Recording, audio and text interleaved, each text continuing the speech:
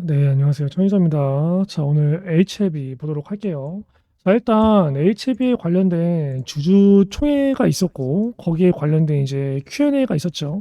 일단은 이 Q&A에서 우리가 이제 알아야 될 부분들, 그리고 뭐 이제 어느 정도 그냥 이제 넘겨야 되는 부분들, 여러 가지가 있는데, 일단은 꼭 알아야 되는 부분들에 관련해서 조금 정리를 해봤어요. 그 내용들을 먼저 얘기를 하면서 이 주가 브리핑을 진행하도록 하겠습니다. 자, 일단 HLB Q&A에서 일단은 뭐 클래스 1을 자신하는 이유 이러한 질문들이 많이 나왔어요.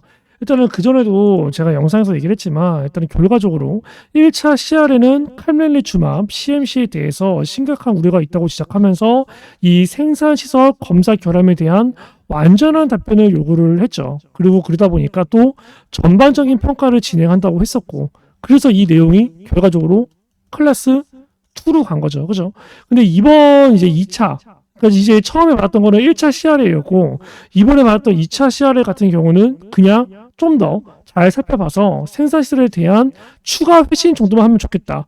여기서 이제 클래스 1일 거다라고 예상을 한 거죠. 그 전에는 전반적인 평가에 대한 진행, 그리고 좀 더 완전한 답변.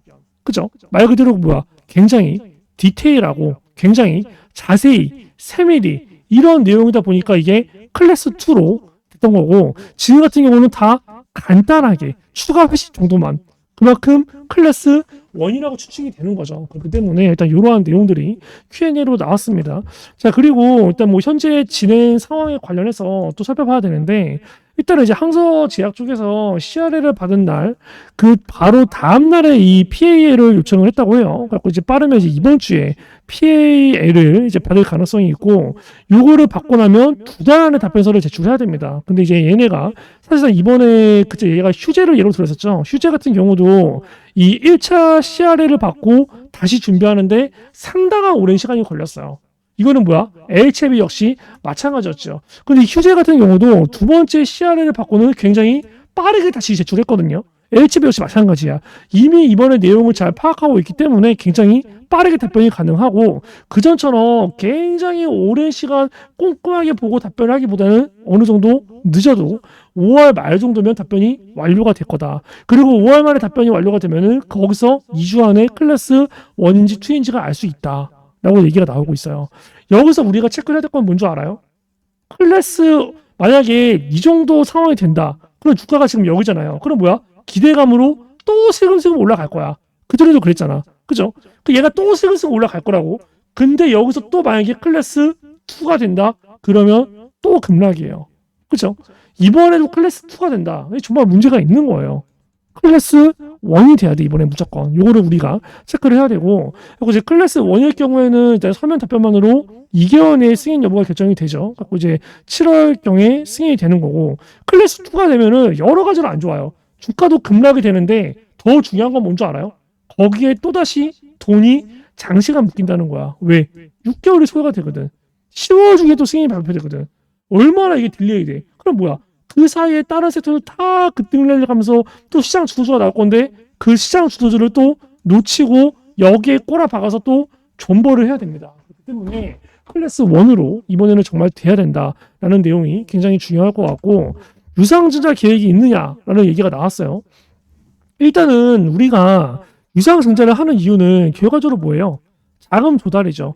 어쨌든 간에 이제 FDA 쪽에 이제 뭐 승인이 돼야 그로 인해서 매출이 뽑힐 거고, 또 매출이 뽑히는 걸로 인해서 또 다른 시장을 연구할 거고, 이게 루틴이 계속 반복이 돼야 되는데, FDA 승인 자체가 안 되니까 매출 발생이 안 되고, 매출 발생이 안 되는데 연구는 계속하고 뭐를 유지를 해야 되니까 자금은 필요하고, 그러한 자금들을 당연히 이렇게 상장된 주식이다 보니까 다 끌어오고. 근데 이 유상증자가 3자 배정이거나 전환사채면 크게 상관이 없어요. 그죠? 왜?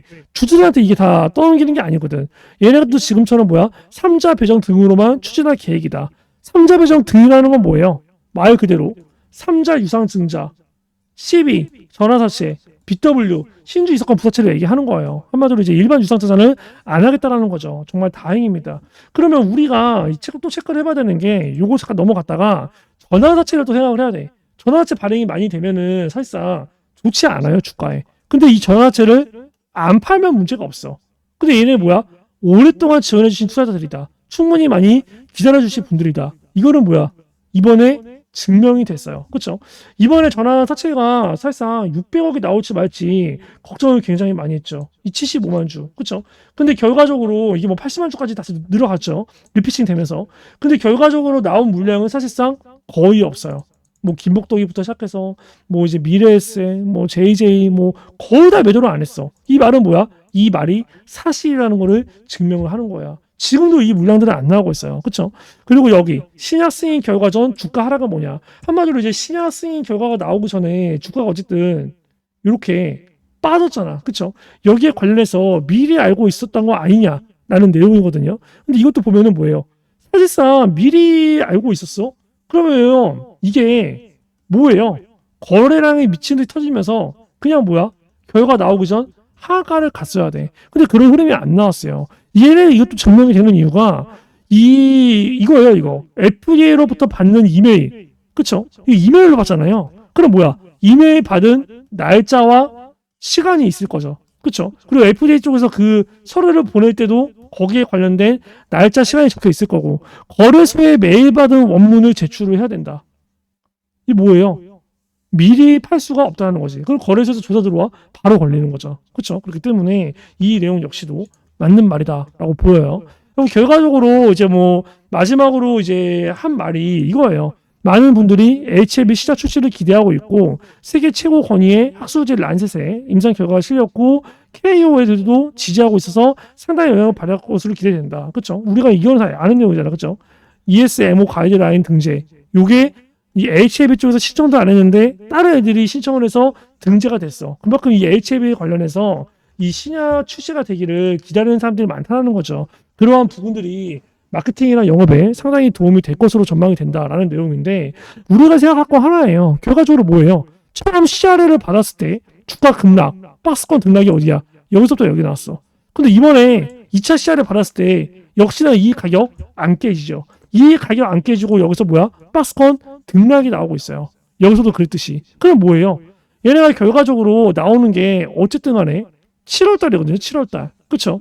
7월 달에 이 클래스 1인지 뭐 이제 아마 2인지 아마 7월 전후에 이제 뭐 7월 전후에 아마 나올 건데 그러면 남은 4월 달, 5월 달 당장 뭐 7월까지 생각하지 않고 5월 달에 얘네들이 이제 또다시 이제 PA를 받고 나면 두 달 안에 잡혀서를 제출해야 된다고 하잖아요. 그쵸? 그러면 이 사이에 또 뭐야? 또 기대감을 줄 거라는 거야. 지금처럼. 사실 이번에 주총 IR도 뭐예요? 기대감이에요. 그럼 뭐야? 또 이렇게 올라간다라는 겁니다. 그렇기 때문에 이 구간에서 팔 이유가 없어요.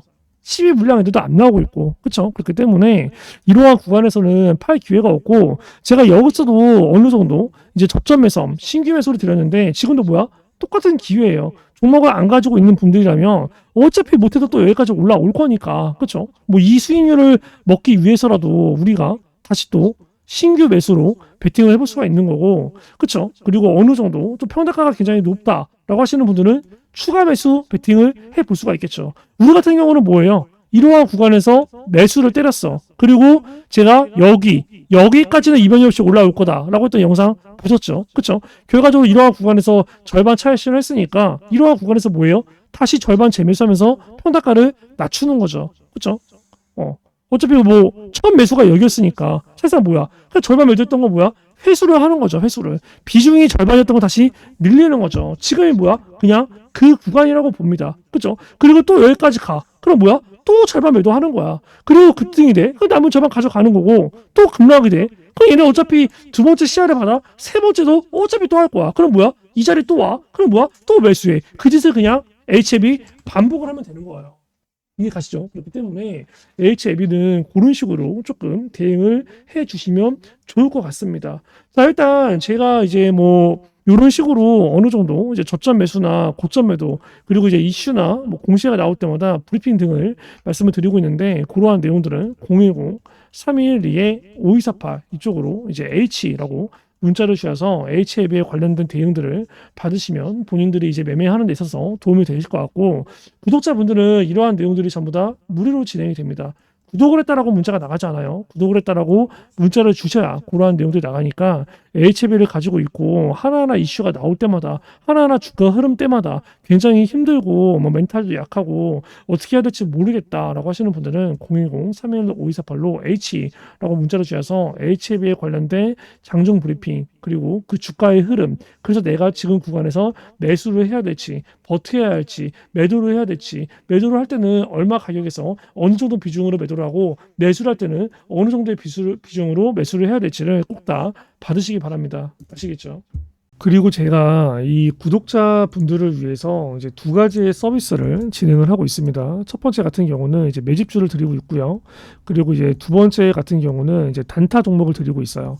자, 일단 매집주 같은 경우는 지금 이렇게 서버일치 보시면 아시겠지만 보통 한 달에 두세 개 정도만 드려요. 왜냐면 이제 뭐 한 달에 종목을 막 5개, 10개 나가. 전부 다 매매를 할 수가 없죠. 그렇기 때문에 어느 정도 주식 비중과 현금 비중을 맞추기 위해서 한 달에 두세 개 정도만 나간다라고 보시면 되고 일단 이러한 부분들은 제가 이제 구독자분들을 조금 이제 늘리기 위해서 진행을 하는 부분이 있어요. 지금 구독자가 16,000명 정도가 되는데 이 부분은 구독자가 이제 10만 구독자가 될 때까지는 제가 계속 이제 무료로 진행을 할 예정이고요.